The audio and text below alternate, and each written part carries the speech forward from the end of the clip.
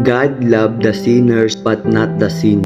Mahal ka ng Diyos pero hindi niya sinasang-ayunan ang kasalanan. Mahal ka niya kahit nagkamali ka. Mahal ka niya kahit paulit-ulit kang nadadapa. Pero dahil mahal ka niya, ayaw niyang manatili ka sa mali. Ang tunay na pag-ibig ng Diyos hindi lang basta pagtanggap. Ito ay pag-ibig na nagtutuwid, pag-ibig na gumagabay, pag-ibig na gustong baguhin ka para sa mas mabuting buhay. Hindi ka tinatanggihan ng Diyos dahil sa kasalanan mo, pero tinatawag ka niya para talikuran ito. Hindi para ipahiya ka, kundi para iligtas ka. Hindi para husgahan ka, kundi para itama ang landas mo. Sabi nga sa Bible verse na Roma chapter 5 verse 8, ngunit ipinapakita ng Diyos ang kanyang pag-ibig sa atin sapagkat noong tayo'y makasalanan pa, si Kristo ay namatay para sa atin. Ibig sabihin nito, mahal ka na ng Diyos bago ka pa magbago. Hindi niya hinintay na maging mabait ka muna. Minahal ka niya kahit may mali ka pa. Pero ang pag-ibig na yon ang dapat magtulak sa atin na magbago. Kung mahal ka ng Diyos, piliin mo ring iwan ang kasalanan